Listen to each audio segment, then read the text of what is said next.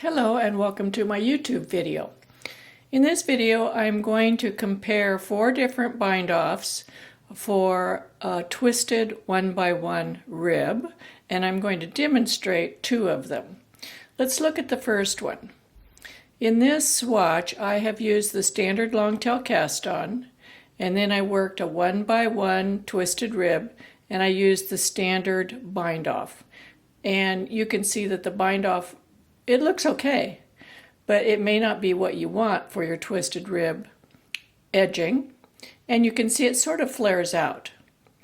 In this second swatch, on this one, I cast on, long tail cast on in pattern, and then I bound off in pattern, which means over the first twisted rib, I knit into the back loop. Then I purled a stitch and I bound the first stitch off. Then I knitted into the back loop of this stitch and bound off the purl. I purled, knitted into the back loop, etc. across the top. And it does look better, I think. It causes the bind off to run across the fabric rather than across the front of the fabric. It doesn't flare as much, and it looks good. In the third method, which I'm going to demonstrate this bind off for you, I used the Italian cast on, then I worked in the twisted rib, and that used the Italian bind off in pattern. And that's what I'm going to demonstrate for you. So it carries the twisted rib up to the edge. This is actually considered an invisible bind off. This is another invisible bind off. This is started again with the Italian cast on, and then you use a needle 1 or 2 sizes smaller. I used 2 sizes smaller, and I worked 4 passes of double knitting in pattern with the twisted rib. I also worked the double knitting at the top with the smaller needle in pattern, and then did the Italian bind off in pattern. These 2 I'm going to demonstrate for you today. And there'll be an entirely different video on the cast on methods. So here we have a sample of a swatch. This is a swatch I'm going to use for demonstrating the Italian bind off in pattern. And down here you can see that I used a different cast on. This is the long tail cast on, but I worked the right side on the bumpy side of the cast on rather than the smooth side of the cast on, which you can see here. And I like this. This is probably my favorite method for casting on for a twisted rib design. So the first thing we have to do, we're going to need to realign the stitches so that we can bind them off in pattern.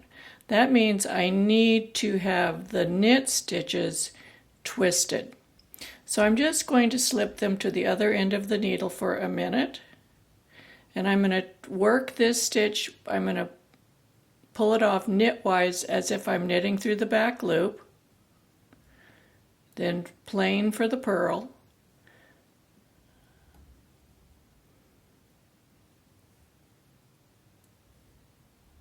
so I'm twisting these stitches, and this was what causes the twisted rib to go right to the edge of the fabric. If you don't do this, you're going to end up with some big knits at the ends of these twisted rib columns, and it will stand out. I think that's the problem people are having trying to figure this out. So once you have them over here, I'm going to slide them back. I have another swatch to work on the other end of this needle, so I'm just going to slip them back over here. That second swatch I'll be doing in a minute to show you the tubular bind off. This one's just going to be the Italian bind off. Some people call it invisible rib. It is an invisible bind off, but it's not the only invisible bind off. It's also called Kitchener graft on one needle. There's probably other names for it too. Okay. So now we're ready to take our tapestry needle, and we're going to do the setup, which means we're going to go through this stitch as if to purl and leave it on the needle. Then we're going to go through this stitch as if to knit from front to back and leave it on the needle. That's our setup. Let me make this bigger. Now we're going to work the Italian bind off. You go through this stitch as if to knit and let it come off the needle. You skip the purl, go to the next knit and go through the front as if to purl. Pull the yarn through.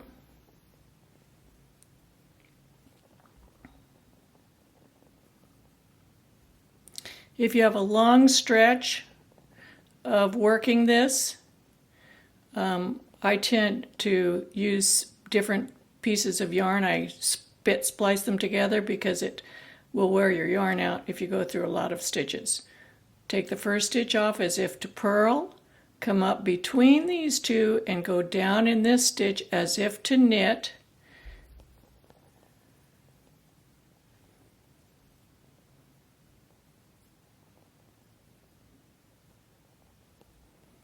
Take this stitch off as if to knit. Go through this one as if to purl. So you're always working a knit stitch with a knit stitch and a purl stitch with a purl stitch.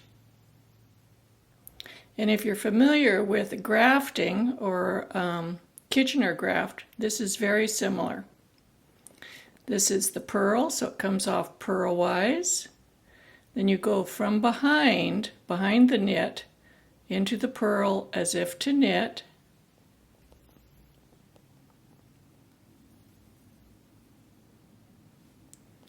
Take the knit off as if to knit, come across the front, go through the next knit as if to purl.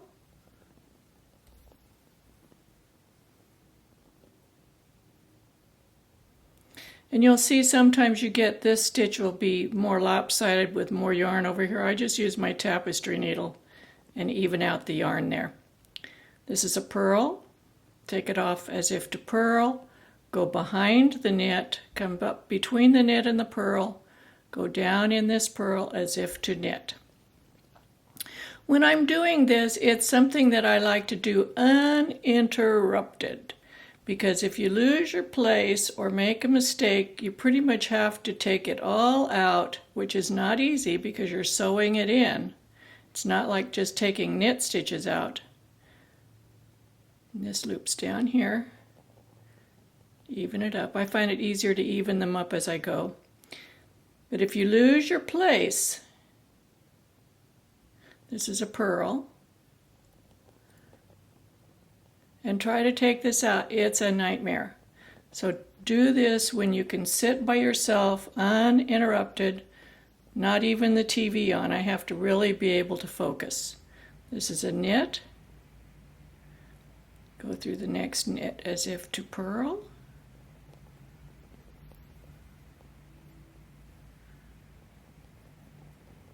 And straighten this one out a little bit. You'll get a feel for how tight to pull it too. This is something I would definitely work on a swatch first before you do it on your actual garment. Practice up on it first.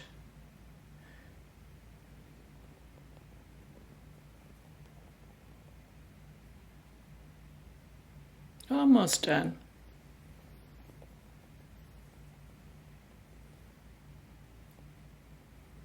Now we're going to have just 2 stitches remaining on the needle. So we're going to go through the first one as if to purl and off, the second one as if to knit and off, and we're done. And we have a gorgeous edge that rolls over the edge of the fabric. Looks really, really good. If these being a little bit crooked bother you, which they do me, I just use my tapestry needle and go along and straighten them up. It's okay to do that. You're not breaking the rules. Isn't that pretty? Now let's look at the next one. So this is my second sample, and I'm going to demonstrate how to do a tubular bind off on this one. Again, I just used the traditional long tail cast on, the bumpy side for the cast on. So I used a US 7 needle to do this work. I'm going to switch to a smaller needle for the double knitting rows. I'm going to use a US 5. So I'm going to continue working in pattern in double knitting. So I'm going to knit the first stitch through the back loop with the yarn in front, slip the next stitch. Knit this stitch through the back loop, slip this stitch. Knit through the back loop, and I'll do this to the end of the row.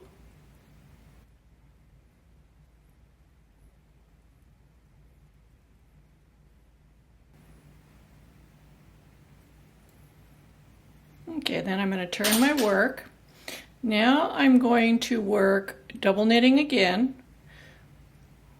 and we'll be using the wrong side stitches, so we're going to slip the right side stitches, and we're going to work the wrong side stitches.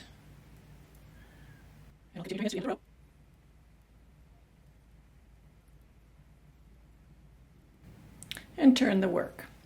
Now I'm going to repeat those last two rows one more time. I'm going to work these stitches through the back loop and slip the purls.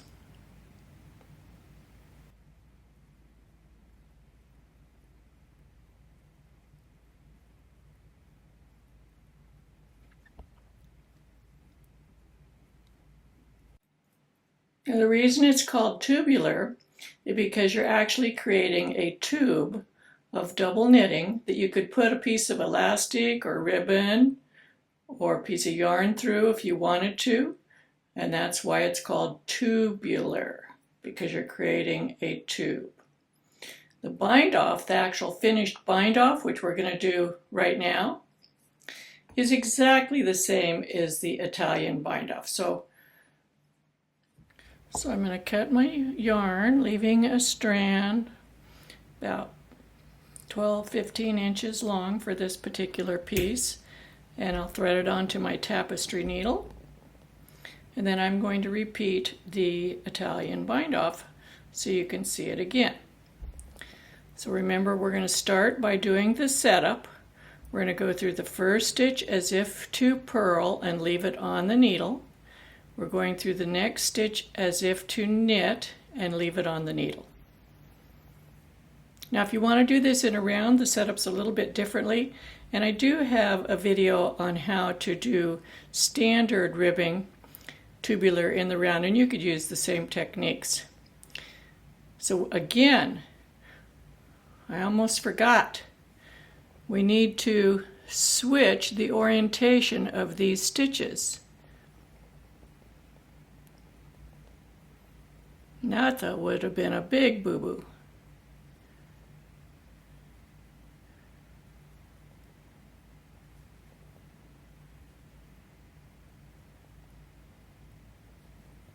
So I'm just sliding the stitches over. I'm not knitting. I'm just putting those twisted ribs stitches, I'm twisting them so that when we bind them off they will be twisted already. It's very difficult to do it as you bind off. And if you'd like to try it, go ahead and knit a swatch and try it. You'll probably do it this way after you try it. Now the first two stitches I already started, so we're going to have to take those out. So this shows you how you take it out. You have to go one stitch at a time.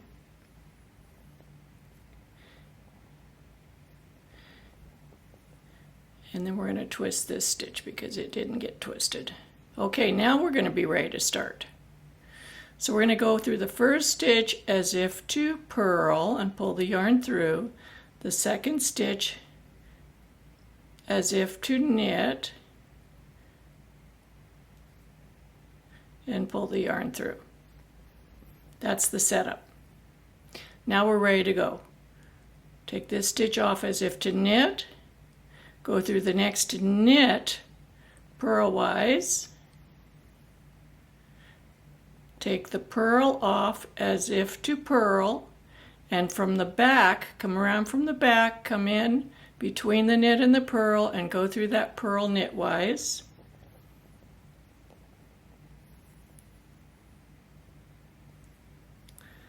Take the knit off as if to knit, go through the next stitch as if to purl. Doesn't this remind you of Kitchener stitch? You say purl off, knit on,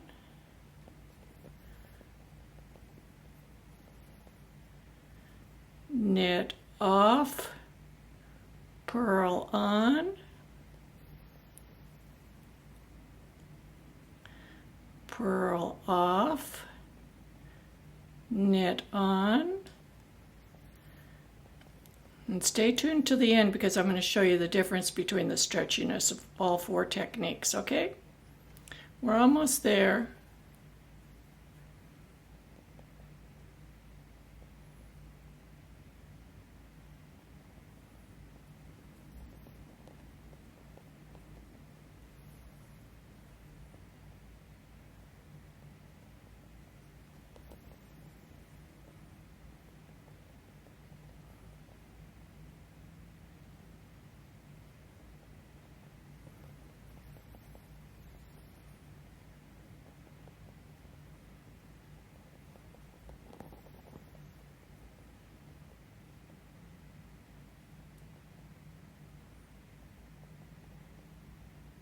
If you like my videos, be sure to give me a thumbs up.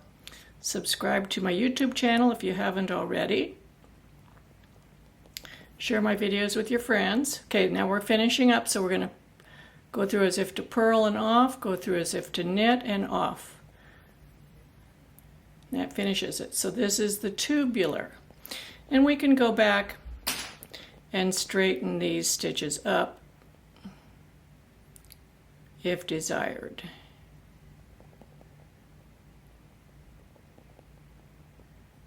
I'm not taking the twist out, I just like them to go straight up the fabric. So let's zoom out and look at these swatches, okay?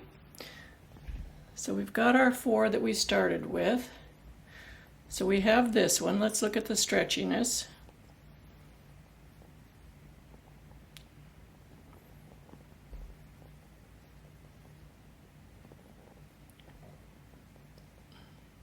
Those are about the same.